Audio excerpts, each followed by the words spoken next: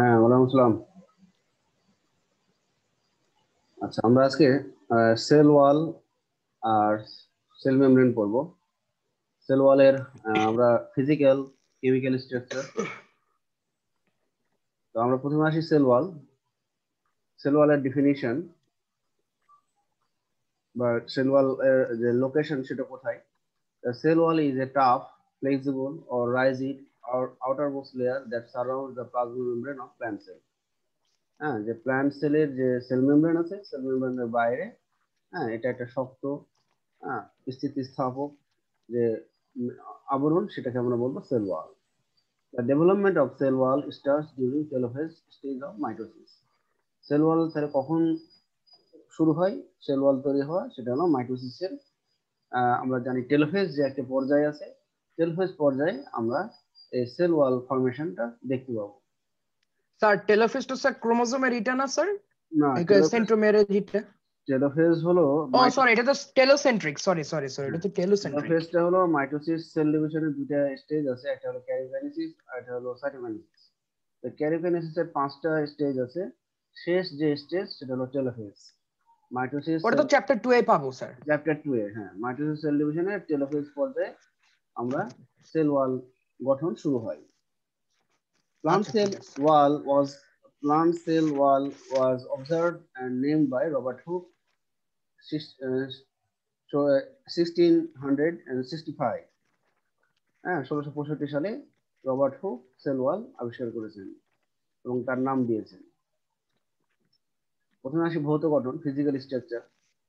A completely developed plant cell wall comprises of 3 different type of layers। তাহলে sell ওয়ালে 3টা layer আছে। 1 নম্বর লেয়ারের নাম হলো মিডল লেমেলা, 2 নম্বর লেয়ারের নাম হলো প্রাইমারি লেয়ার, আর আর 3 নম্বরটার নাম হলো সেকেন্ডারি ওয়াল। আমরা এখানে আমরা বলতেছি এই যে মিডল লেমেলা, প্রাইমারি সেল ওয়াল আর এটা হলো সেকেন্ডারি সেল ওয়াল, এই 3 লেয়ার। এর ফিজিক্যাল স্ট্রাকচারে সেল ওয়ালে 3টা লেয়ার আছে, এটা মিডল লেমেলা, এটা হলো প্রাইমারি সেল ওয়াল, এটা হলো সেকেন্ডারি সেল ওয়াল। তো প্রথমে আমরা আসবো মিডল লেমেলা বা বাংলায় এটাকে বলা হয় মধ্যপর্দা। The cell wall of two laterally situated cells remain attached to each other by cementing substance called middle lamella। তাহলে যদি দুইটা পাশাপাশি কোষ থাকে, তাহলে দুইটা পাশাপাশি কোষের মাঝখানে অনেকটা সিমেন্টের মতো এক ধরনের পদার্থ থাকবে, যেটা পাশাপাশি দুইটা কোষের কোষ প্রাচীরের সাথে সংযোগ সৃষ্টি করে, সেটাকে আমরা বলবো middle lamella. Middle lamella keeps the adjoining cells attached to each other. তাহলে এই মিডল লেমেলা কি করে, যে পাশাপাশি কোষগুলোকে সংযুক্ত রাখে। This layer ends in pectin and form during cytokinesis. তাহলে এই লেয়ারে কি থাকবে, পেকটিন থাকবে, এবং যখন সাইটোকাইনেসিস মানে সাইটোপ্লাজমের যখন ডিভিশন ঘটবে তখন এটা তৈরি হবে। তাহলে সাইটোকাইনেসিস যখন তৈরি হয় তখন এই সেল ওয়াল এর যে মিডল লেমেলা আছে সেটা তৈরি হবে। Single cell have no middle lamella. যদি একটা কোষ থাকে তাহলে একটা কোষে এরকম মিডল লেমেলা থাকবে না। তাহলে এরকম পাশাপাশি 2-3টা কোষ যদি থাকে তাহলে এই মিডল লেমেলা আমরা দেখতে পাবো। আমরা এবার ছবিতে যাই, তাহলে আমরা এখানে দেখতে পাচ্ছি, এই যে এখানে আমরা দেখতে পাচ্ছি এখানে কিন্তু অনেকগুলো কোষ। এখানে একটা সেন্ট্রালি একটা কোষ আছে, আর এটা একটা কোষ, এটা একটা কোষ, 3টা 4টা 5টা, এটা হলো 6টা। তাহলে বাইরে আছে 5টা কোষ আর ভিতরে আছে একটা কোষ। এরকম অনেকগুলো কোষের যখন থাকবে তখন আমরা মিডিল ল্যামেলা গুলো দেখতে পাবো। তাহলে আমরা এখানে দেখতে পাচ্ছি ব্রাউন কালারের, এটা হলো মিডিল ল্যামেলা। ব্রাউন কালারের নিচে আমরা দেখতে পাচ্ছি গ্রিন কালারের, সেটা হলো প্রাইমারি সেল ওয়াল। আর নিচে আমরা দেখতে পাচ্ছি যে ব্লু, অনেকটা ব্লু কালারের, বা এটা আমরা বলছি সেকেন্ডারি সেল ওয়াল। তাহলে ভিতরের যেটা সেটা হলো একটা সেল, বাইরে আবার আরেকটা সেল, বাইরেও কিন্তু আমরা দেখছি middle lamella, primary cell wall, secondary cell wall. তাহলে এখানে যদি আমরা চিন্তা করি, এখানে কিন্তু পাশাপাশি দুটি কোষের কোষ প্রাচীর।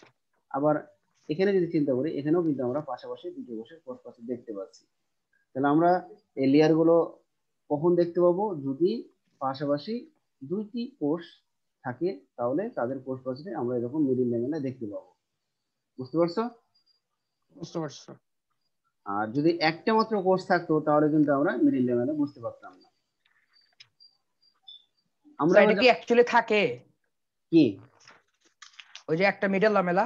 না, মিডিল ল্যামেলা তো একটা কোষে থাকবে না। একটা কোষ যদি হয় সেক্ষেত্রে থাকবে না। মনে করো এক কোষী কিছু উদ্ভিদ আছে না, এক কোষী উদ্ভিদের মানে সেলের কথা বলতেছেন না স্যার? হ্যাঁ সেল, মনে করো পাশাপাশি অনেকগুলো সেল আছে, সেক্ষেত্রে আমরা মিডিল ল্যামেলা ট্রেস করতে পারবো।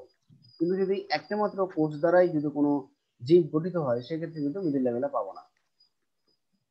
ও আচ্ছা, এবার আমরা আসবো প্রাইমারি সেল ওয়াল। তাহলে আমরা দেখলাম প্রাইমারি সেল ওয়াল কোথায় ছিল, মিডিল ল্যামেলার, মিডিল ল্যামেলার দুই পাশে। এই যে মিডিল ল্যামেলার এই পাশেও আছে প্রাইমারি সেল ওয়াল, আবার মিডিল ল্যামেলার, তাহলে বোথ বোথ বোথ হ্যাঁ বোথ পার্টসেই আমরা প্রাইমারি সেল ওয়াল দেখতে পাচ্ছি। এটা হলো ভিতরের কোষের প্রাইমারি সেল ওয়াল, আর এটা হলো বাইরের কোষের primary cell wall. Cell wall. তাহলে primary cell wall, it is generally thin, flexible and extensible 1 to 3 micrometer thick layer. তাহলে এই যে ব্যাস, সেই ব্যাসটা হবে 1 থেকে 3 মাইক্রোমিটার। তারপর হলো it is form while cell is growing. তাহলে সেল যখন আস্তে আস্তে বড় হবে তখন এটা তৈরি হয় প্রাইমারি সেল ওয়ালটা। It present on both side of the middle lamella. আমরা একটু আগে বললাম যে মিডল ল্যামেলার বোথ সাইডে এটা থাকবে। In case of parenchyma, collenchyma, mesophyll tissues, etc, এগুলোতে আমরা দেখতে পাবো the primary cell wall is the only cell wall of the cell. তাহলে primary cell wall is the only cell wall of the cell. তাহলে আমরা maximum যে সেলগুলো আমরা দেখতে পাবো, ম্যাক্সিমাম সেলেই তোমার প্রাইমারি সেল ওয়াল থাকবে। হ্যাঁ, মিডিল ল্যামেলাও থাকবে এবং প্রাইমারি সেল ওয়ালও থাকবে। হ্যাঁ, এটা ছিল আমরা এটা দেখলাম যে এটা হলো প্রাইমারি সেল ওয়াল, এটা প্রাইমারি সেল ওয়াল। আচ্ছা, এখন আমরা আসবো secondary cell wall. Secondary cell ওয়াল কিন্তু সব ধরনের কোষে থাকে না। কিছু কিছু কোষে থাকবে, কোন কোন কোষে থাকবে সেটা আমরা পরে বলতেছি। সেকেন্ডারি সেল ওয়াল, তাহলে the thick layer 5 to 10 micrometer which is formed inside the primary cell wall of a mature cell is known as secondary cell wall. The thickness of secondary cell wall is not uniform all over. তাহলে secondary cell ওয়াল যেটা আমরা দেখতে পাচ্ছি, আমরা যদি এখানে দেখি তাহলে আমরা দেখতে পাচ্ছি গ্রিনের পাশে সেকেন্ডারি সেল ওয়াল, আবার ভিতরেও গ্রিনের ভিতরে যেটা সেখানে আমরা দেখছি সেকেন্ডারি সেল ওয়াল। আমরা ডান পাশে একটা ছবি দেখতে পাচ্ছি, ডান পাশের এখানেও দেখো বাইরে আমরা দেখতে পাবো, বাইরে এটা একটা কোষের কোষপ্রাচীরের অংশ, এখানেও আমরা দেখতে পাচ্ছি এটা সেকেন্ডারি সেল ওয়াল, আর ভেতরেও একটা কোষের কোষপ্রাচীরের অংশ, সেল ওয়ালের অংশ, সেখানেও আমরা এটা দেখতে পাচ্ছি সেকেন্ডারি সেল ওয়াল। মানে পিঙ্ক কালার যেটা ওটা সেকেন্ডারি সেল ওয়াল, তাই হ্যাঁ না? হ্যাঁ, পিঙ্ক কালার, পিঙ্ক কালারটাই হলো সেকেন্ডারি সেল ওয়াল। এই পিঙ্ক কালার বা সেকেন্ডারি সেল ওয়াল সব ধরনের কোষে থাকে না। কোন কোন কোষে থাকবে একটু পরে বলছি। আচ্ছা। আচ্ছা, এখন আমরা আসবো the thickness of secondary cell wall is not uniform all over. তাহলে এদের যে থিকনেস, হ্যাঁ এই যে পুরুত্ব, সেকেন্ডারি সেল ওয়ালের থিকনেস সব জায়গাতে সমান থাকে না। কোনো জায়গায় পুরু বেশি, কোনো জায়গায় থাকেই না, বা কোনো জায়গায় কম পুরু এরকম থাকতে পারে। The secondary cell wall is not formed in all cell types. এই যে বললাম যে সেকেন্ডারি সেল ওয়াল সব ধরনের কোষে গঠন হবে না। Some cells such as tracheids, xylem fiber, etc. possess secondary wall containing lignin. তাহলে জাইলেম ফাইবার, তারপর ট্রাকিড, এগুলো কিন্তু জাইলেম টিস্যুর অংশ। তাহলে এই সমস্ত কোষগুলোতে সেকেন্ডারি সেল ওয়াল ফর্ম হবে। হ্যাঁ, এবং সেই সেকেন্ডারি ওয়াল গুলোতে কি থাকবে, লিগনিন বলে একটা কেমিক্যাল সাবস্টেন্স থাকবে। তাহলে আমরা লিগনিন। কোন ধরনের কোষগুলোতে সেকেন্ডারি সেল ওয়াল দেখবো, ট্রাকিড স্যার লিগনিনে? না, কোন ধরনের সেল, কোন ধরনের কোষগুলোতে আমরা সেকেন্ডারি সেল ওয়াল দেখবো সেটা হলো ও ট্রাকিড ফাইবার। ট্রাকিড আর জাইলেম ফাইবার, ঠিক হ্যাঁ আছে। স্যার। এবং ট্রাকিড এবং জাইলেম ফাইবারের যে কোষগুলো আছে সেই কোষগুলোতে কি কন্টেনিং করবে, লিগনিন। তাহলে সেকেন্ডারি সেল ওয়াল গুলোতে লিগনিন, মানে সেকেন্ডারি সেল ওয়াল কন্টেইন করবে লিগনিন, তাই না? লিগনিন হ্যাঁ লিগনিন দ্বারা গঠিত হবে। তো যেটা স্যার ওয়াটারপ্রুফ। লিগনিনটা হলো তোমার হলো এটা একটা পলিস্যাকারাইড, এটা পানিতে অদ্রবণীয়। ও হ্যাঁ, এটা হলো আচ্ছা, পানিতে দ্রবণীয় না, ডিজলভ না। বুঝতে পারছি স্যার। আচ্ছা, তাহলে এটা হলো সেকেন্ডারি সেল ওয়াল। আচ্ছা, এখন আমরা আসবো আরো কিছু ইনফরমেশন আছে, সেটা হলো pit pairs and pit membrane. The primary cell wall substances are not deposited on middle lamella continuously and interrupted by some minute tube-like cavities called pits. তাহলে আমরা এখানে দেখতে পাচ্ছি ডান সাইডের ছবিটাই দেখো যে এখানে মাঝখানে আছে middle lamella. Middle lamellar both সাইডে আমরা প্রাইমারি সেল ওয়াল বা সেকেন্ডারি সেল ওয়াল দেখতে পাচ্ছি না, ফাঁকা একটা অংশ দেখতে পাচ্ছি। হ্যাঁ, গ্যাপ আছে। গ্যাপ আছে। তাহলে এই যদি আমরা এটা কিন্তু পাশাপাশি দুটো কোষের কোষ প্রাচীর আমরা বলতেছি, তাহলে এটা হলো ভিতরের কোষের কোষ প্রাচীরের গ্যাপ, আর এটি এদিকে হলো বাইরের কোষের কোষ প্রাচীরের গ্যাপ।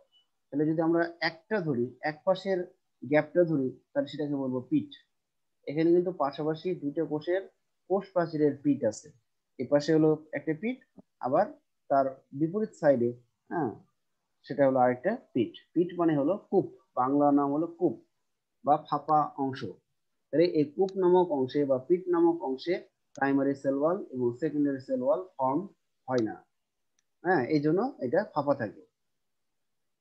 তাহলে পিট আমরা কাকে বলবো? যখন আমরা একটা সেল ওয়ালের যদি আমরা চিন্তা করি একটা সেল ওয়াল, তাহলে একটা সেল ওয়ালের আমরা এরকম দেখবো যে মিডিল ল্যামেলার পাশেই সাইডেই আমরা দেখবো প্রাইমারি সেল ওয়াল এবং সেকেন্ডারি সেল ওয়াল নাই।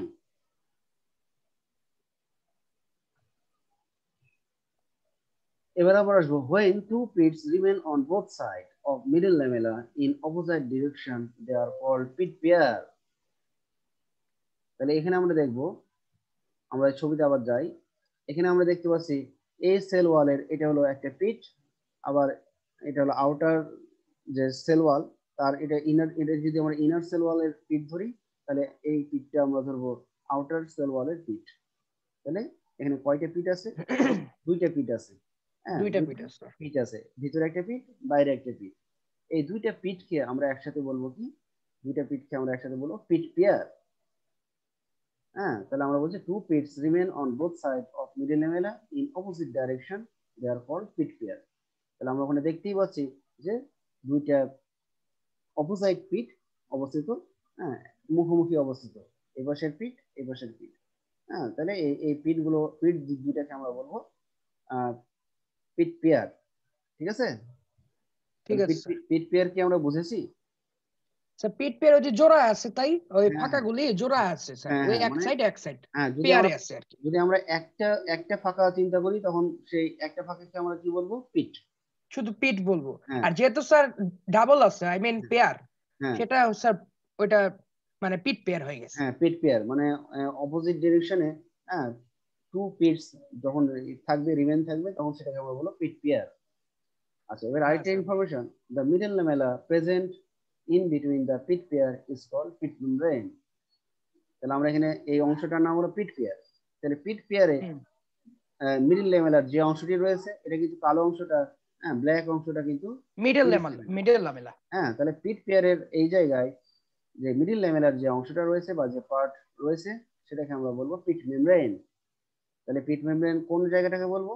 যে পিট পেয়ার নামক স্থানে মিডল ল্যামেলাকে আমরা বলবো পিট মেমব্রেন।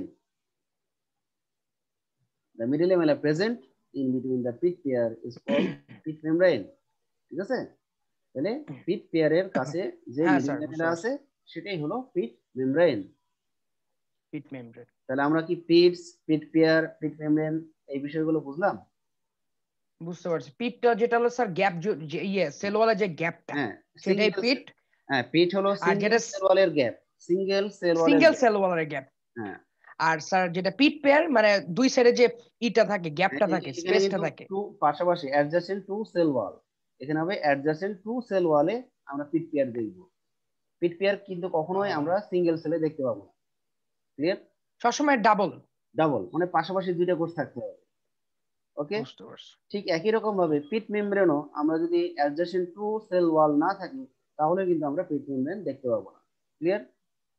তাহলে পিট ক্লিয়ার। পেয়ার আর পিট মেমব্রেন দেখার জন্য কমপক্ষে দুইটা সেল লাগবে, সেল ওয়াল লাগবে, পাশাপাশি দুইটা সেল ওয়াল লাগবে। ক্লিয়ার? Clear sir. এবার আসবো আমরা plasmodesmata. There are many minute pores in the middle lamella through which the protoplasm of both cells are connected together by microscopic fibrils. These fibrils are called plasmodesmata. যেমন আমরা একটু আগে দেখলাম এই যে এখানে আমরা পিট পেয়ার নামক জায়গায় আমরা শুধু মিডল ল্যামেলা দেখলাম, যেটাকে আমরা বলছি পিট মেমব্রেন। তাহলে আমরা এই পিট মেমব্রেন বা যে মিডিল ল্যামেলা বলছি, যেখানে পিট পিয়ার নামক স্থানে যে মিডিল ল্যামেলাটা আছে, এই মিডিল ল্যামেলাতে অনেক ছোট ছোট পোর থাকে, অনেক ছোট ছোট পোর থাকবে, এই যে আমরা বলছি মাইনিউট পোর। তাহলে এই পোর গুলো দিয়ে কি হয়, এই পোর গুলো দিয়ে একটা সেলের যে, স্যার হ্যাঁ বলো। স্যার হ্যাঁ এই মিনিট পোর্ট মানেটা কি স্যার? মাইনিউট, মাইনিউট, মিনিট না, এটা মাইনিউট। মাইনিউট মানে হলো সূক্ষ্ম, মাইনিউট মানে হলো সূক্ষ্ম, পোর মানে হলো ছিদ্র। স্পেসিফিক। হ্যাঁ, মাইনিউট মানে হলো সূক্ষ্ম, মানে অনেক ক্ষুদ্র, অনেক ক্ষুদ্র। ও হ্যাঁ, আমরা বুঝতে এটা পারছি মাইক্রোস্কোপ ছাড়া দেখতে পাবো না। মাইনিউট মানে হলো অনেক মাইক্রোস্কোপিক বা অনেক আণুবীক্ষণিক, ছোট, বুঝতে পারছি ক্ষুদ্র। স্যার।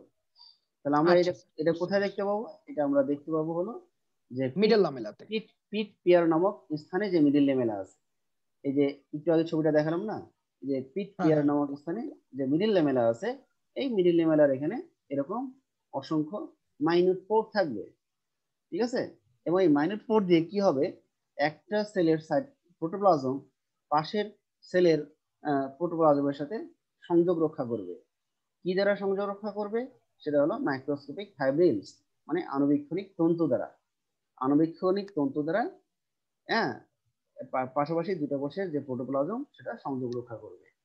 আর এই এই ফাইব্রিল গুলোকে বলবো প্লাজমোডেজমাটা। তাহলে আমরা আবার বলতেছি, তাহলে প্লাজমোডেজমাটা নামক এই জিনিসটা কোথায় দেখতে পাবো? এটা আমরা দেখতে পাবো পিট পিয়ার নামক যে প্লেসটা আছে, সেই প্লেসের এখানে যে মিডিল ল্যামেলা আছে, এই মিডিল ল্যামেলায় অসংখ্য ম্যানি মাইনিউট পোর থাকবে।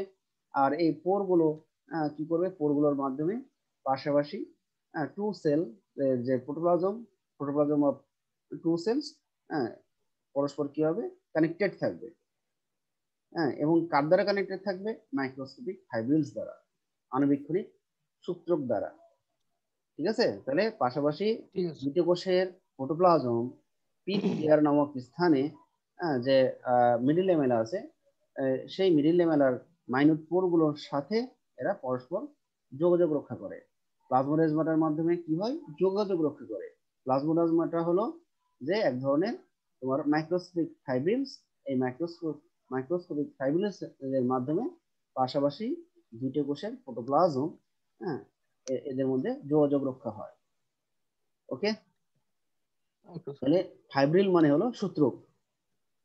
এই ফাইব্রিল গুলোকে আমরা বলবো, এই যে এখানে কিন্তু দেখানো হয়েছে যে প্লাজমোডেজমাটা, তাহলে এই সূত্রকের মাধ্যমে ধরে নাও এটা হলো ভিতরের কোষের প্রোটোপ্লাজম, এটা হলো বাইরের কোষের প্রোটোপ্লাজম। তাহলে এই প্রোটোপ্লাজম গুলো এরকম ছোট ছোট সূত্রক দ্বারা এই ছিদ্রগুলোর মধ্য দিয়ে যাওয়া আসা করে, ঠিক আছে? যার ফলে ঠিক আছে। এই কোষের প্রোটোপ্লাজমের কিছু অংশ পাশের কোষের প্রোটোপ্লাজমে চলে যাবে, আবার পাশের কোষের প্রোটোপ্লাজম থেকে ভিতরের কোষের প্রোটোপ্লাজমে চলে আসবে। তাহলে এইগুলো হলো ছোট ছোট সূত্রক, এবং এই সূত্রক গুলো এক ধরনের পোর, হ্যাঁ, মাইনিউট পোরের মাধ্যমে পরস্পর দুইটা কোষের প্রোটোপ্লাজম তাদের মধ্যে যোগাযোগ রক্ষা করবে। এরকম একটা এরকম দেখা গেল অনেক অনেক অনেকগুলোই প্লাজমোডেজমাটা থাকতে পারে। যেমন আমরা এখানে যদি দেখি, হ্যাঁ, এখানে আমরা দেখাইছি একটা জায়গায়, এখানে একটা জায়গায়, যেহেতু পিটপিয়ার এখানে একটাই আছে, এখানে একটা জায়গায়। এরকম আরো এক জায়গায় যদি পিটপিয়ার থাকতো, তাহলে এখানেও প্লাজমোডেজমাটা থাকতো। প্লাজমোডেজমাটা এক বা একাধিক স্থানে থাকতে পারে। তাহলে আমরা প্লাজমোডেজমাটা জিনিসটা বুঝলাম। বুঝতে পারছি স্যার। আচ্ছা, এবার আসবো, আমরা এতক্ষণ ছিলাম physical structure of cell wall, এখন আমরা আসবো chemical structure of cell wall. তাহলে সেল ওয়ালের লেয়ার, তিনটা লেয়ার ছিল: middle lamella, primary cell wall, secondary cell wall. Chemical composition, middle ল্যামেলাতে কি কি আছে? তাহলে মিডিল ল্যামেলাতে আছে generally consist of pectic acid. তাহলে মিডিল ল্যামেলা পেকটিক অ্যাসিড দ্বারা গঠিত। পেকটিন, মেন কম্পোনেন্ট হলো পেকটিক অ্যাসিড এবং পেকটিন, এবং স্মল অ্যামাউন্ট অফ প্রোটোপেকটিন, এটা হবে প্রোটোপেকটিন, ঠিক আছে? তাহলে বুঝতে পেকটিক পারছি। অ্যাসিড, পেকটিন এবং স্মল অ্যামাউন্ট প্রোটোপেকটিন, এই তিনটা জিনিস নিয়ে মিডিল ল্যামেলা গঠিত। তবে পেকটিন জিনিসটা কি? Pectin, what is pectin? Pectin হলো ক্যালসিয়াম এন্ড ম্যাগনেসিয়াম পেকটেট। এটা এটা হলো এক মানে ধরনের salt. Calcium and magnesium pectin, যেটা হ্যাঁ, সেটা হলো এটা এক পেকটিন। ধরনের সল্ট। পেকটিন আসলে এক ধরনের সল্ট, লবণ, ঠিক আছে? এটা সল্ট না? হ্যাঁ, এক ধরনের সল্ট। পেকটিন হলো এক ধরনের সল্ট বা লবণ। এই সল্টটার নাম হলো নাইট্রেট। ক্যালসিয়াম পেকটেট হতে পারে অথবা ম্যাগনেসিয়াম পেকটেট। স্যার একটা কোশ্চেন করতে পারবো স্যার? বলো বলো বলো, কোশ্চেন করো। স্যার ক্যালসিয়াম স্যার কখনো স্যার সল্ট হয়? ক্যালসিয়াম পেকটেট তো ইজ ইট পসিবল স্যার? না না, ক্যালসিয়াম আলাদা ভাবে তো না, এটা আসলে ক্যালসিয়াম পেকটেট একসাথে, এখানে হবে আচ্ছা ঠিক আছে, কিন্তু ক্যালসিয়াম জিনিসটা কখনো স্যার সল্ট হয়? না না, ক্যালসিয়াম আলাদা ভাবে তো সল্ট হবে না। যেমন এখানে যখন দেখো ও ক্যালসিয়াম পেকটেট, এবার দেখতে পাইছো? হুম, হ্যাঁ হ্যাঁ স্যার। আর এখানে হলো ম্যাগনেসিয়াম পেকটেট, এবার বুঝতে পেরেছো? বুঝতে পারি, মানে পেকটিনের কারণে আর কি সল্ট হয়ে গেছে। হ্যাঁ হ্যাঁ, মানে আমি ওই ওই একসাথে বোঝানোর জন্য এটা লিখেছিলাম ক্যালসিয়াম এন্ড ম্যাগনেসিয়াম পেকটেট। আসলে আচ্ছা এটা ঠিক হবে আছে, calcium pectate and magnesium pectate. Clear? Clear sir. আচ্ছা, তাহলে আমরা মিডিল লেভেলে বুঝলাম, এবার আসবো প্রাইমারি সেল ওয়াল।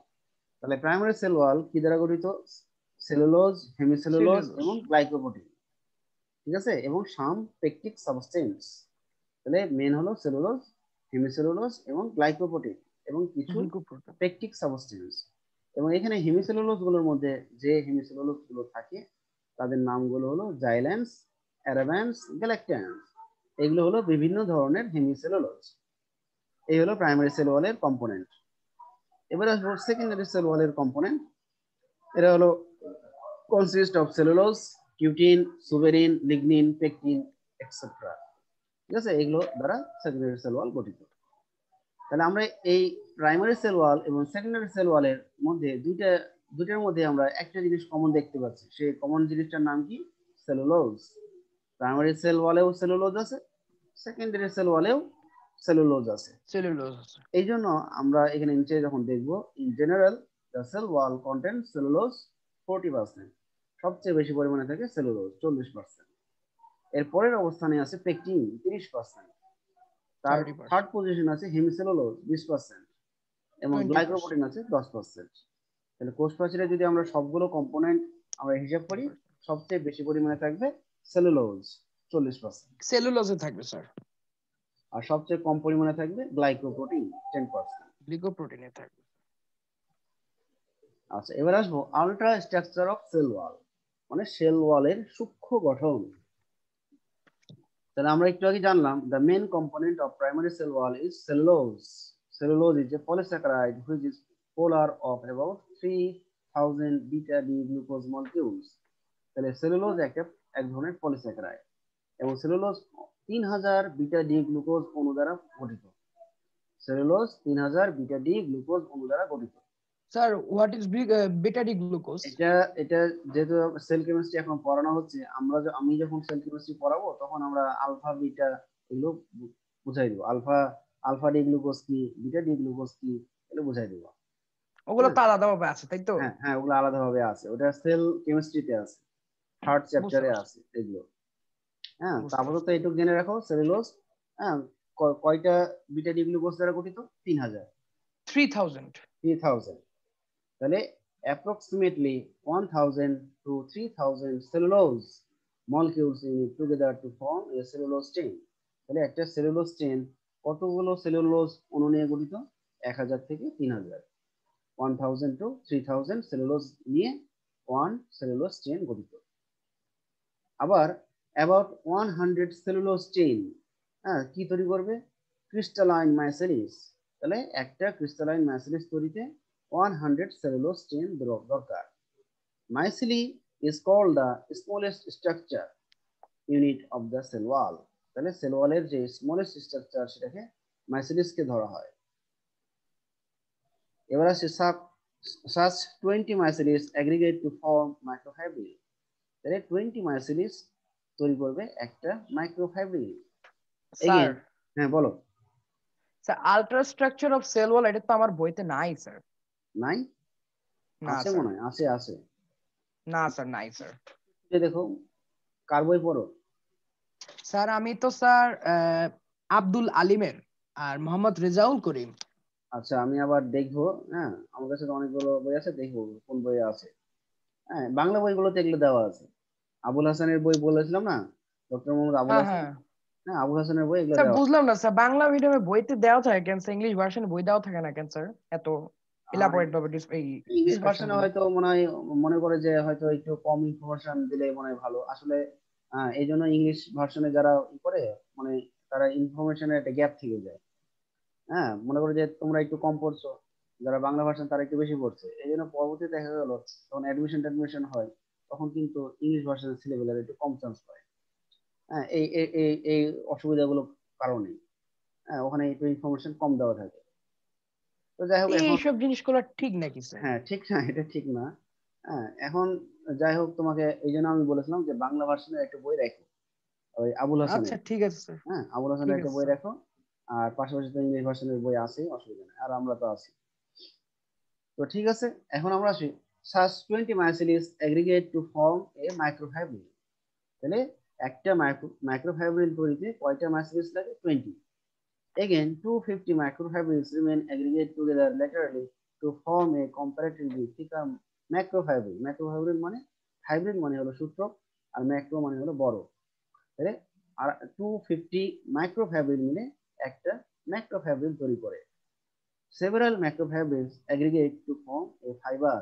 অনেকগুলো ম্যাক্রোফাইব্রিল মিলে জড়ো হয়ে তৈরি করবে একটা বড় ফাইবার। আমরা নিচে আবার দেখতে পাচ্ছি এরকম এরো চিহ্ন দিয়ে দেওয়া হয়েছে cellulose.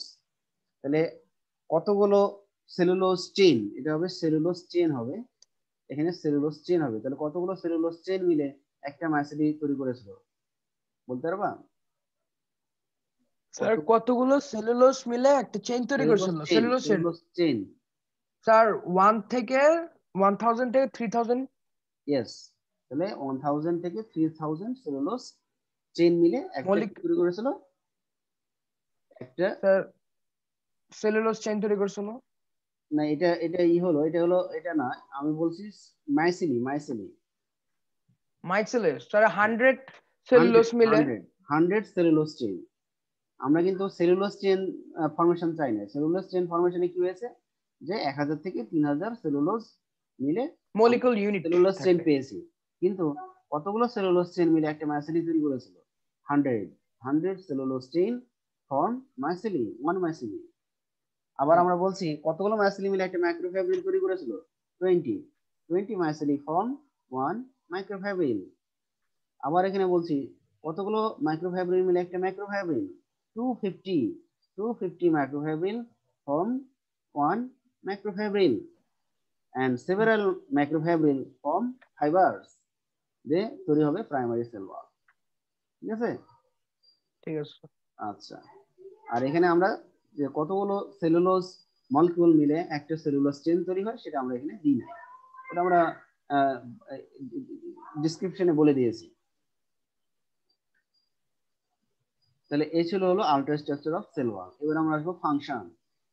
Cell wall protect the living protoplasm from mechanical injury.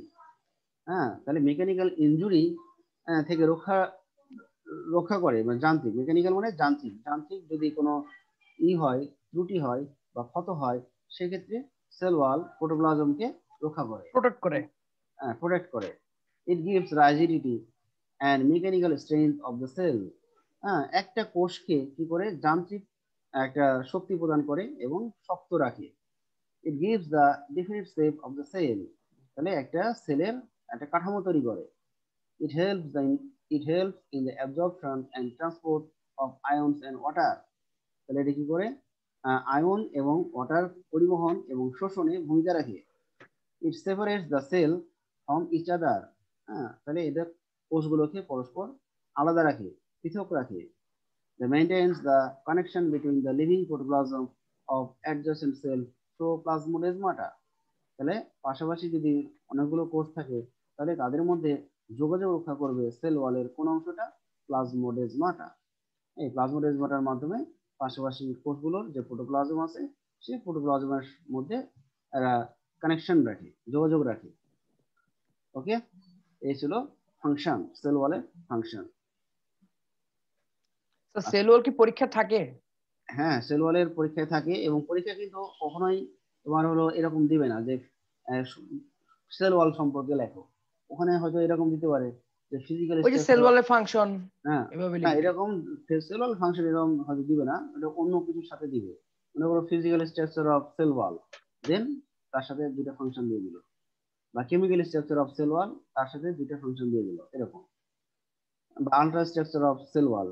হ্যাঁ, কিন্তু ফিজিক্যাল, কেমিক্যাল এন্ড আল্ট্রাস্ট্রাকচার সবগুলো যে আমরা একসাথে দিই তা কিন্তু না। হ্যাঁ, না আলাদা আলাদা। স্যার, মানে আমি এটা বলতে চাচ্ছি কি স্যার, সেল ওয়াল কি পরীক্ষা আসে নাকি? আই মিন হ্যাঁ হ্যাঁ, আসে তো, আসে। সেল ওয়াল আসে পরীক্ষা না? আসে। হ্যাঁ, মনে করো একটা উদ্দীপকে দিয়ে দিল, মনে করো একটা সেলের, আমরা গত ক্লাসে যেমন দেখাইছিলাম একটা সেলের ছবি, তাই না? হুম এবং হুম কোনো হুম। লেবেলিং দেওয়া থাকলো না, বাইরের একটা দিয়ে আমি এ দিয়ে দিলাম, ওই তাহলে এ ফিগার মানে, দিয়ে এ বি সি এভাবে দিয়ে দিতে হ্যাঁ হবে। এ দিয়ে দিলাম, তাহলে এ মানে মনে করো যে বললাম সেল ওয়াল। হ্যাঁ, এখন তোমাকে ওখানে বললো যে give a description of physical structure of a, বুঝতে পারছো? তখন আমরা বুঝবো যে ভৌত কাঠামোটা চাইছে। হ্যাঁ, এরকম। আচ্ছা, এবার আমরা আসবো cell membrane. The protoplasm of all living cells remains surrounded by elastic, semi-permeable, living, bilayered lipoprotein membrane is called cell membrane. তাহলে আমরা এখানে দেখব যে লিভিং সেলের যে প্রোটোপ্লাজম আছে, এই প্রোটোপ্লাজমকে একটা সারাউন্ডেড একটা লেয়ার দ্বারা আবৃত থাকে, সেটাকে আমরা বলছি সেল মেমব্রেন। এবং সেই লেয়ারটার বৈশিষ্ট্য কি? ইলাস্টিক, মানে এটা স্থিতিস্থাপক, সেমি পারমিবল অর্ধবৈষম্যভেদ্য, লিভিং সজীব, বায়োলেয়ার মানে দুই স্তরী, এবং লাইপোপ্রোটিন, দুই স্তরী লাইপোপ্রোটিন মেমব্রেন দ্বারা এটা গঠিত। Cell membrane was first observed and named by C. Nageli and Kramer in 1885. Cell membrane, also known as plasma membrane, plasma lemma, or biomembrane, is the cell membrane is synonym. The plasma membrane in animal cell may be folded at some parts. Such folding is known as microvilli. ঠিক আছে? তাহলে আমরা দেখব animal সেলের যে plasma membrane গুলো আছে, হ্যাঁ, এনিম্যাল সেলের প্লাজমা মেমব্রেনে কিছু জায়গায় ভাঁজ আছে বা ফোল্ড আছে। হ্যাঁ, সেই ভাঁজগুলোকে আমরা বলবো মাইক্রোভিলাই, বহু বচনে মাইক্রোভিলাই, আর এক বচনে হলো মাইক্রোভিলাস। আমরা গত ক্লাসে একটা সেলের ছবি দেখাইছিলাম, ওখানে আমরা দেখাইছিলাম যে এরকম কিছু ভাঁজ ছিল, ভিতরের দিকে একটা থলের মতো গঠন ছিল, খেয়াল করেছো? ভিতরের দিকে স্যাক লাইক একটা স্ট্রাকচার ছিল গত ক্লাসে, মনে আছে? হ্যাঁ স্যার। তাহলে ওই স্যাক লাইক যদি আমরা একটা একটা যদি বুঝি, তাহলে সেল মেমব্রেন থেকে একটা স্যাক লাইক পার্ট যদি আমরা এরকম দেখি, একটা যদি দেখি, তখন আমরা বলবো মাইক্রোভিলাস। হ্যাঁ, আবার যদি ম্যানি স্যাক লাইক এরকম ফোল্ডিং দেখি আমরা সেল মেমব্রেনে, তখন তাকে আমরা বলবো মাইক্রোভিলাই। তাহলে মাইক্রোভিলাস হলো সিঙ্গুলার, আর মাইক্রোভিলাই হলো plural. Microvilli plural. Position in plant cell, it occurs just beneath the cell wall. তাহলে যেহেতু প্ল্যান্ট সেলে আমরা জানি সেল ওয়াল আছে, এই জন্য সেল ওয়ালের ঠিক নিচেই সেল মেমব্রেন থাকবে। কিন্তু animal cell, it occurs outer margin of cytoplasm. যেহেতু এনিম্যাল সেলে সেল ওয়াল নাই, এই জন্য সাইটোপ্লাজমকে সারাউন্ডেড যে কভারিং রয়েছে, সেই কভারিংটাকেই বলবো আমরা সেল মেমব্রেন। হ্যাঁ, এনিম্যাল সেলে কিন্তু সেল ওয়াল থাকে না।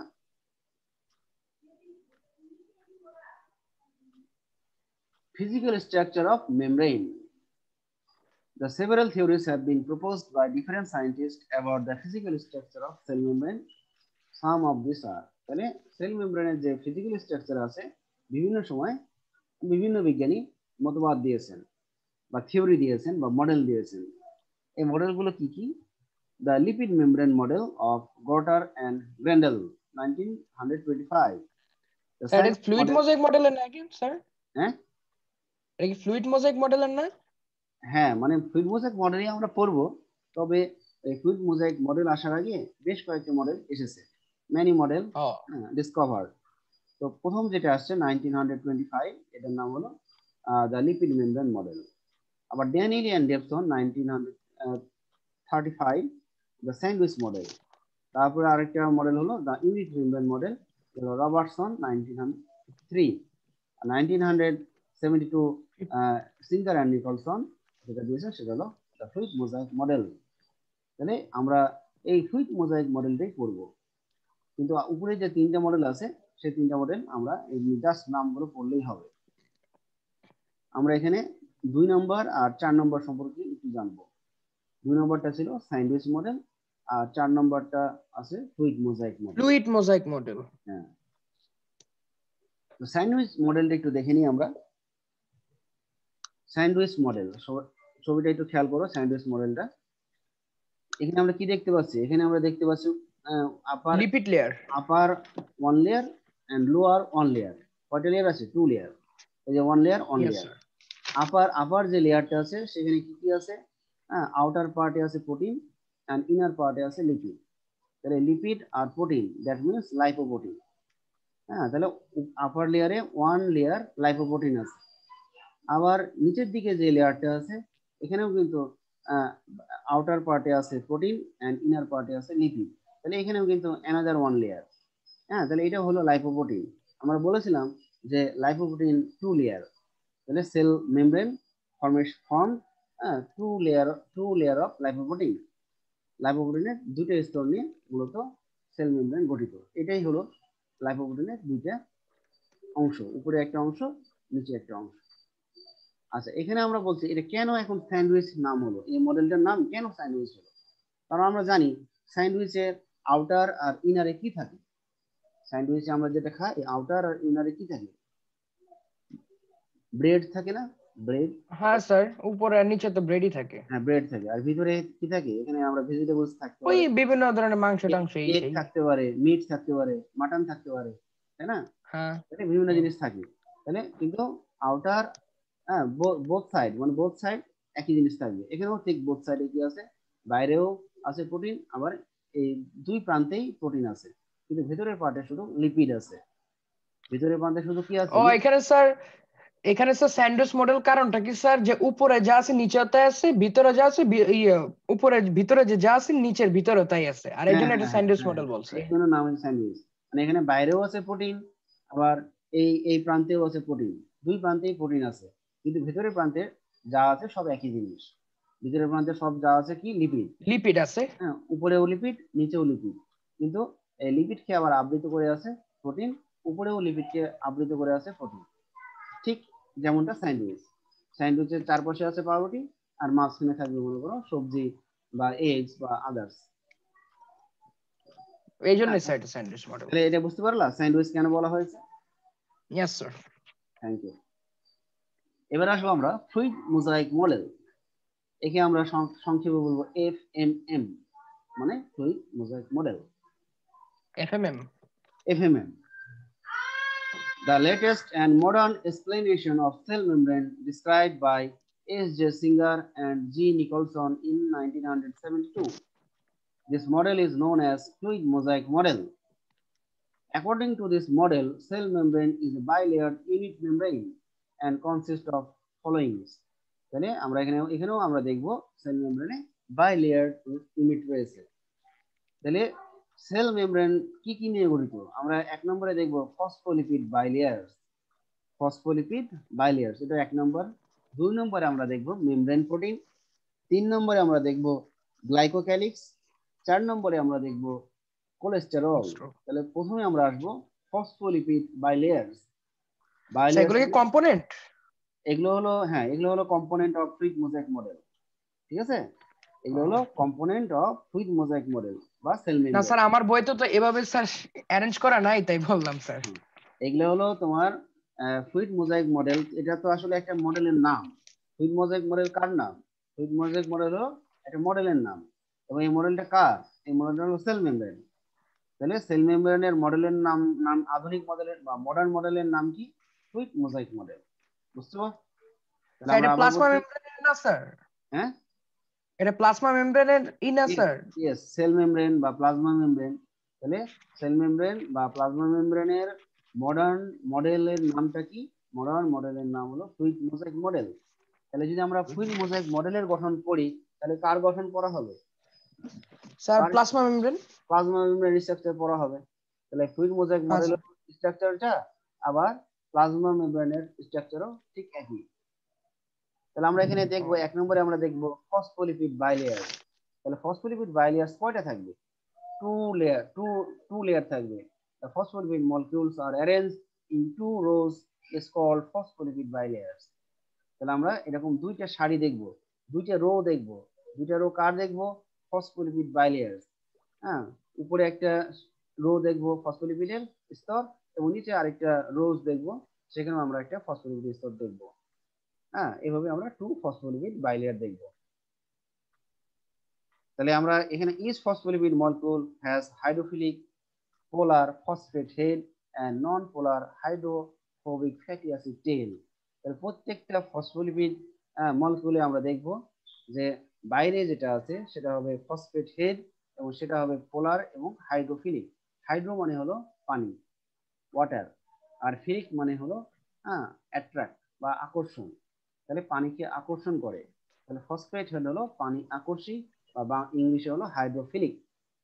আর যেটা হলো লেজ, যাকে বলছে ফ্যাটি অ্যাসিড লেজ, সেটাও হলো পোলার, কিন্তু এটা হলো হাইড্রোফোবিক। হাইড্রো মানে পানি, ফোবিক মানে হলো ভয়, তাহলে পানিকে ভয় করবে বা পানিকে বিকর্ষণ করবে, পানি বিকর্ষী। The hydrophobic tail of phospholipid molecules remain inward, এটা ভিতরের দিকে থাকবে, and there yes sir, hydrophobic head remain outward, এটা বাইরের দিকে থাকবে। আমরা এখন এটা বাইরের দিকে থাকবে। এবার আমরা স্ট্রাকচার দেখলে আরেকটু ক্লিয়ার হয়ে যাবে। স্যার তাহলে এটা কি উপরে পরীক্ষায় আসে স্যার? এটা আসে, এটা একটু খেয়াল তাহলে তো করো। ইম্পর্টেন্ট। হ্যাঁ, ইম্পর্টেন্ট। সেল ওয়াল যেমন ইম্পর্টেন্ট, সেল মেমব্রেনও এটা ইম্পর্টেন্ট, এগুলো ইম্পর্টেন্ট, এগুলো সিকিউতে আসে। উপরে একটু বাম সাইডে দেখো, আমরা এখানে দিয়েছি অরেঞ্জ কালার, হ্যাঁ, আর নিচে দিয়েছি আমরা পার্পেল কালার। তাহলে এখানে অরেঞ্জ কালারের এটা কি সার্কুলার, তাই না, বা ওভাল, বা সার্কুলার যেটা বলতে পারি আমরা, হ্যাঁ, তাহলে বৃত্তাকার, এটাকে আমরা বলছি ফসফেট হেড। হ্যাঁ, এই ফসফেট হেডটাই হলো এটা বাইরের দিকে থাকবে, ফসফেট হেডটা হলো আউটার পার্ট। এটা আউটার এটা পার্ট। গোটা মিলে কিন্তু একটা ফসফোলিপিড মলিকিউল, এটা হলো আউটার পার্ট, এটার নাম হলো ফসফেট হেড। আর নিচের যে ফ্যাটি অ্যাসিড টেল আছে, এখানে আমরা একটা লেবেলিং করেছি। এখানে কয়টা ফ্যাটি অ্যাসিড টেল আছে? দুইটা, পার্পল দুইটা। কালারে দুইটা ফ্যাটি অ্যাসিড টেল আছে। এটা হলো কি হাইড্রোফোবিক, এটা হলো হাইড্রোফোবিক এন্ড। আর ফসফেট হেডটা হলো হাইড্রোফিলিক, মানে হাইড্রোফিলিক মানে পানিকে আকর্ষণ করবে, আর ফ্যাটি অ্যাসিড টেলটা হলো পানিকে বিকর্ষণ করবে। ফ্যাটি অ্যাট্রাক্ট করবে আর কি। ফ্যাটি অ্যাসিড মানে কি আসে? ফ্যাটি অ্যাসিড হলো one type of lipid, fatty acid হলো one type of lipid. Lipid. তো এই লিপিড বা যে চর্বি, যেমন গরুর চর্বি, খাসির চর্বি, এটা কি পানিতে মিশে? না স্যার। পানিতে ভেসে থাকে। ঠিক হ্যাঁ স্যার। এরাও তাই, ফ্যাটি অ্যাসিড তেল যেটা, এরা পানিকে বিকর্ষণ করবে, পানির সাথে মিশবে না। কিন্তু এই ফসফোলিপিড মলিকিউলের যেটা আউটার পার্ট ফসফেট হেড, এটা আবার পানির সাথে মিশে যায়, এটা হলো পানিকে আকর্ষণ করে। আচ্ছা, এবার একটু খেয়াল করো, ফসফেট হেড এবং ফ্যাটি অ্যাসিড টেলের মাঝখানে একটা জয়েন্ট দেখতে পাচ্ছি। এই হ্যাঁ স্যার। জয়েন্টটার নাম কি? গ্লিসারল। এই জয়েন্টটার নাম কি? গ্লিসারল। গ্লিসারল। গ্লিসারল। তাহলে ফসফেট হেডের সাথে 2 ফ্যাটি অ্যাসিড টেল কার দ্বারা সংযুক্ত? 1 গ্লিসারলের সাথে সংযুক্ত। গ্লিস ওয়ান গ্লিসারলের সাথে হ্যাঁ, স্যার 1 এটা গ্লিসারলের কানেক্টেড। সাথে 2 ফ্যাটি অ্যাসিড টেল, হ্যাঁ, কানেক্ট উইথ ফসফেট হেড। তাহলে এই ইয়েস স্যার, ফসফোলিপিড মলিকিউল সম্পর্কে বুঝলা? বুঝতে পারছি স্যার। আচ্ছা, এটা এবারে আসলে ফসফোলিপিডে কি কি থাকে স্যার এটাই বললেন। হ্যাঁ হ্যাঁ, এবারে নিচে এবারে দেখো, ফসফোলিপিডের আমরা 2 লেয়ার বলেছিলাম।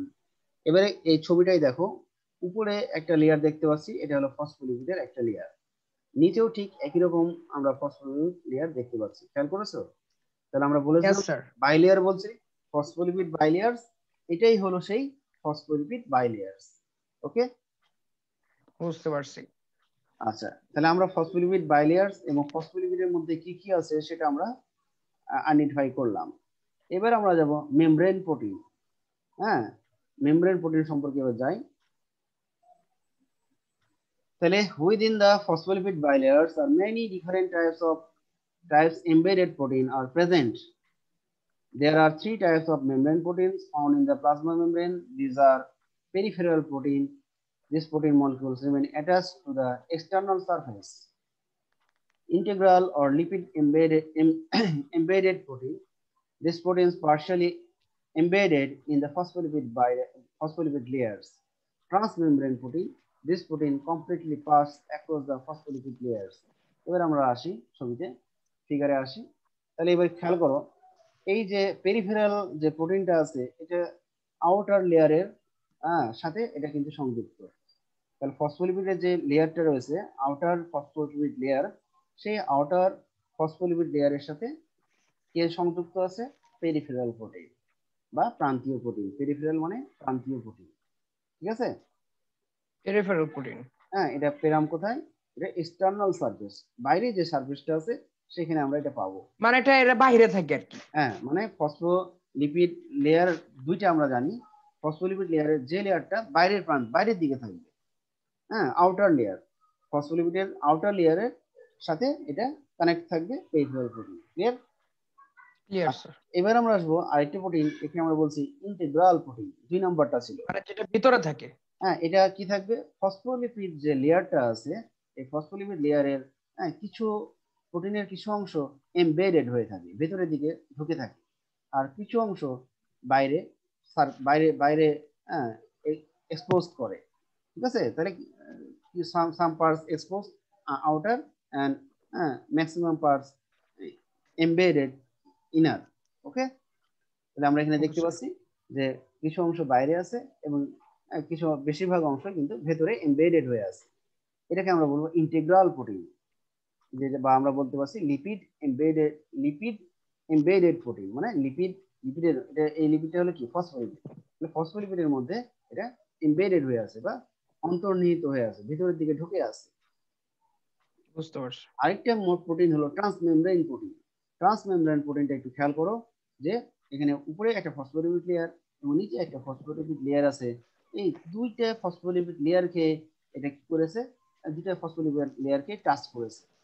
হ্যাঁ, এই জন্য এটাকে আমরা বলবো ট্রান্সমেমব্রেন প্রোটিন। যেটা বলছে this protein completely pass across the phospholipid layers. দুইটা ফসফোলিপিড লেয়ারসকে যখন টাচ করবে যে প্রোটিনগুলো, সেইগুলোকে বলবো আমরা ট্রান্সমেমব্রেন প্রোটিন। ওকে, ওকে স্যার। 3 ধরনের প্রোটিনের লোকেশনটা বুঝলা? বুঝতে পারছি। তাহলে পেরিফেরাল প্রোটিন শুধু কোথায় থাকবে, কোন লেয়ারে থাকবে? স্যার উপরে মানে একদম আউটার লেয়ারে থাকবে। আউটার লেয়ারে থাকবে। আচ্ছা, এবার আমরা আসবো যেটা ইন্টিগ্রাল প্রোটিন। এটা কিন্তু আমরা শুধু বাইরে দেখাইছি, এটাও কিন্তু আউটার লেয়ারে দেখাইছি, কিন্তু এই প্রোটিনটা ভিতরে মানে ফার্স্ট লেয়ারের ভিতরে থাকবে। হ্যাঁ হ্যাঁ, না এটা বাইরের লেয়ারে আমি দেখাইছি।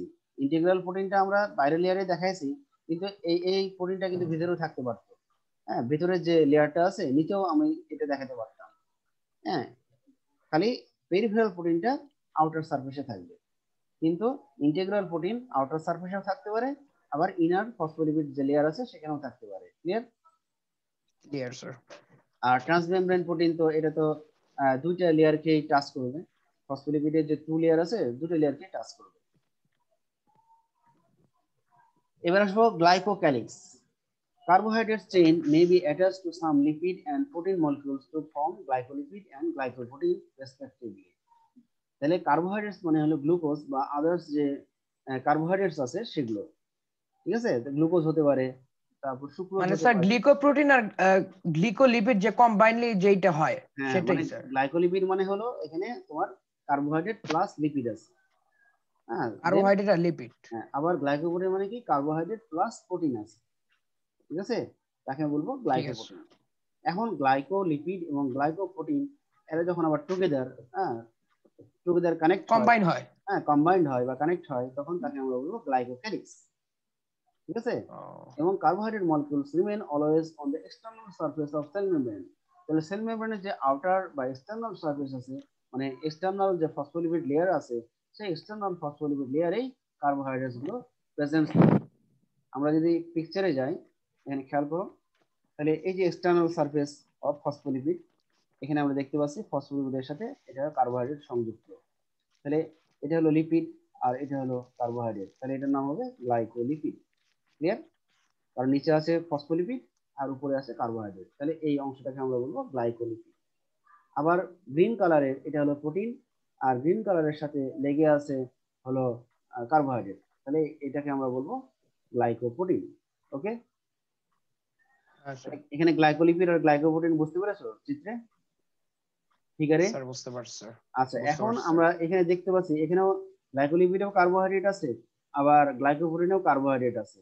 এই কার্বোহাইড্রেট আর এই কার্বোহাইড্রেট, মানে গ্লাইকোলিপিডের কার্বোহাইড্রেট আর গ্লাইকোপ্রোটিনের কার্বোহাইড্রেট, এরা যখন একসাথে কানেক্ট হয়ে যায়, হ্যাঁ, তখন আমরা তাকে কি বলবো? গ্লাইকোক্যালিক্স। আমরা এখানে কানেকশনটা দেখাইনি, কিন্তু যখন এটা কানেকশন হয়ে যাবে, হ্যাঁ, বন্ড সৃষ্টি করে এই স্যার আমার তো স্যার এখানে স্যার এই যে ডিএনএ এর মতো যেইটা যে রয়েছে স্যার, ওই হ্যাঁ যে কি বলে ইন্টিগ্রাল প্রোটিনের উপরে যে হ্যাঁ হ্যাঁ, ওই ওটা যে হলো কার্বোহাইড্রেট, গ্লিকোপ্রোটিন, ওটা কার্বোহাইড্রেট। ওগুলো তো আমার বইতে নাই স্যার, এখন কি করব? কোনগুলো এই কার্বোহাইড্রেট গুলো নাই? না না না স্যার, নাই। আচ্ছা তাহলে আলিম স্যারের বই আছে না, আলিম স্যারের বইটা আমি দেখবো, তাই অনেক কি দেওয়া আছে দেখতে হবে। হ্যাঁ, তো ঠিক আছে, এটা আমরা তো এটা তো আমরা হ্যান্ডে আঁকাইছি, হ্যাঁ, এগুলো থাকি। তো এটা হলো তোমার শর্করা, এটা হলো কার্বোহাইড্রেটস, এটা হলো কার্বোহাইড্রেট। তাহলে এই কার্বোহাইড্রেটস এটা হলো গ্লাইকোপ্রোটিনের কার্বোহাইড্রেট, আর এইদিকে আছে হলো গ্লাইকোলিপিডের কার্বোহাইড্রেট।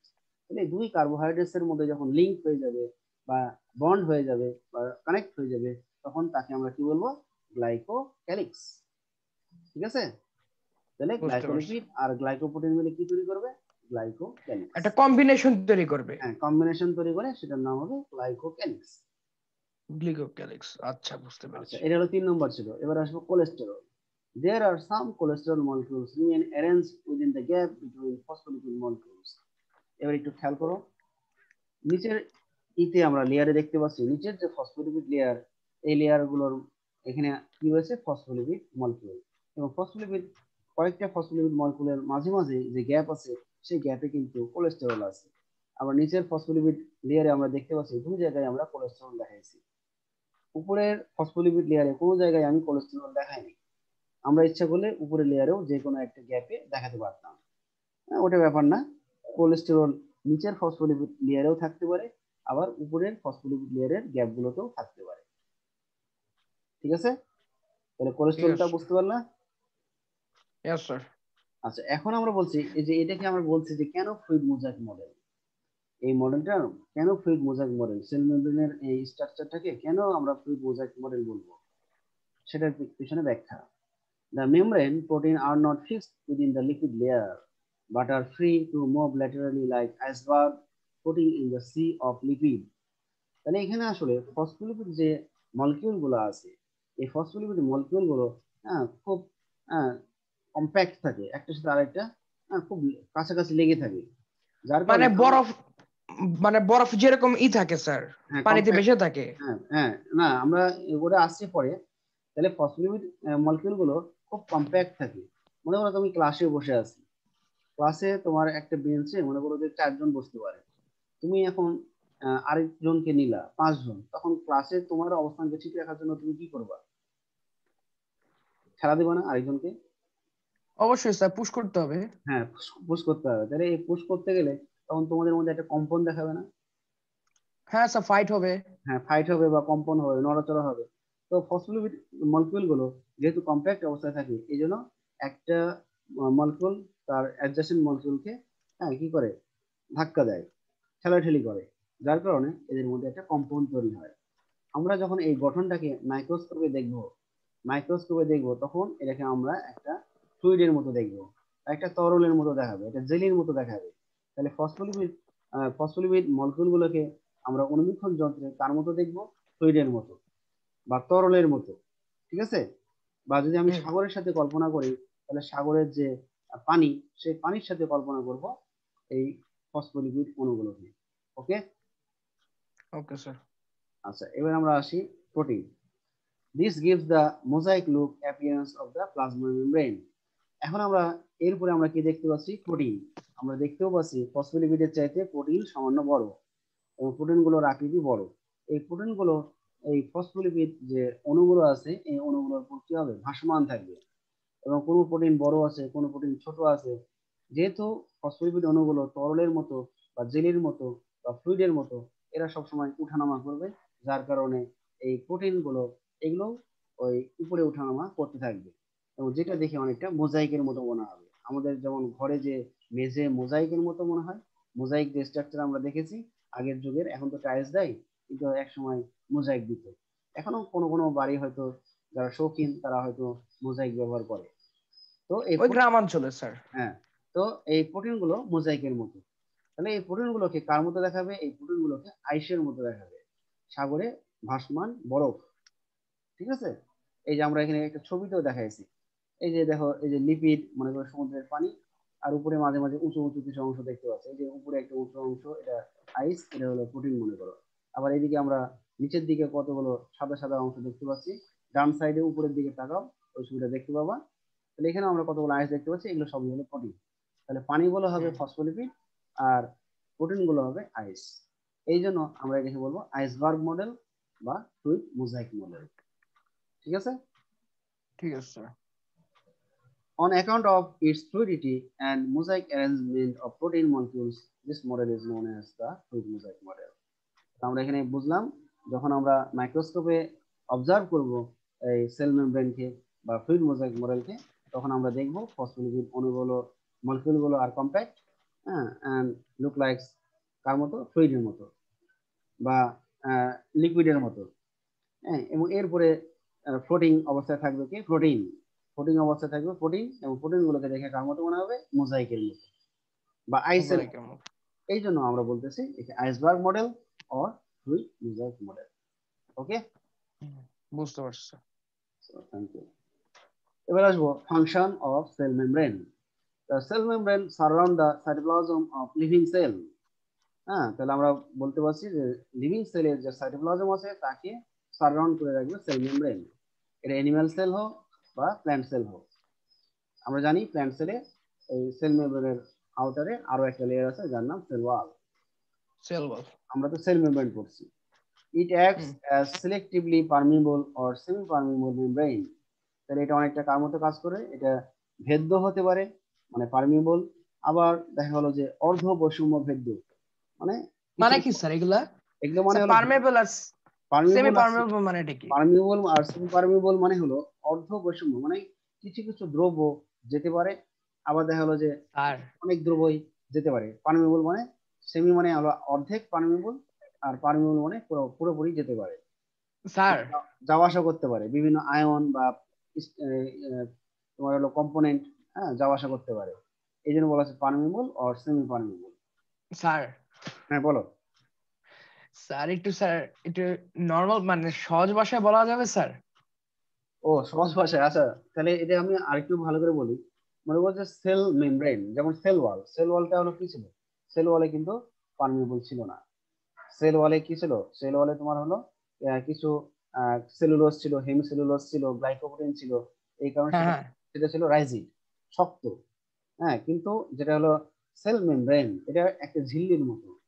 এটা একটা কার মতো, ঝিল্লির মতো। এই ঝিল্লির মতো হওয়ার কারণে মনে করো যে সাইটোপ্লাজম থেকে কোনো কিছু তোমার ওই সেল মেমব্রেন ভেদ করে বাইরে আসতে পারে।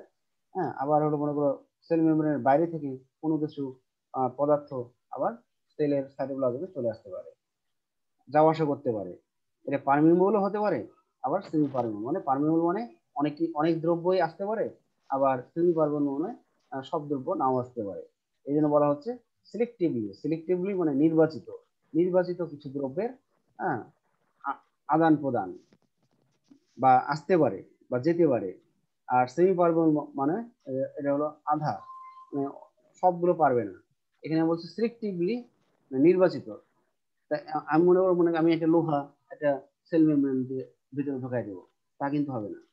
ঠিক আছে? এই জন্য সিলেক্টিভলি কিছু উপাদান বা কম্পোনেন্ট কি হবে, যে যাদেরকে সেল মেমব্রেন ভেদ করে সাইটোপ্লাজমে যাওয়ার অনুমতি দিবে। আবার কিছু সিলেক্টিভলি মলিকিউল আছে যাদেরকে সেলের সাইটোপ্লাজম থেকে ভেদ করে তোমার সেল মেমব্রেনের বাইরে নিয়ে আসবে। এবার কি বুঝতে পেরেছো? বুঝতে পারছি। আচ্ছা, it provide protection to the internal contents of cell. তাহলে এরা কি করবে, সেল মেমব্রেনটা কি করবে, সেলের রক্ষা করবে, সেলের সাইটোপ্লাজমে যে জিনিসগুলো আছে, অর্গানেলিস বা আদার্স যে কম্পোনেন্ট গুলো আছে, সেগুলোকে প্রোটেক্ট করবে।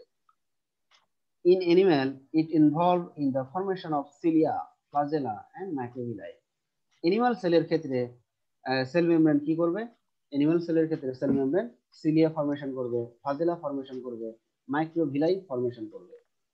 এগুলো আসলে কি, এগুলো হলো অ্যানিম্যাল সেলের ক্ষেত্রে এগুলো হলো এক ধরনের লোকোমোটরি অর্গান। লোকোমোটরি অর্গান মানে কি, লোকোমোটরি অর্গান মানে হলো চলাচলের অঙ্গ।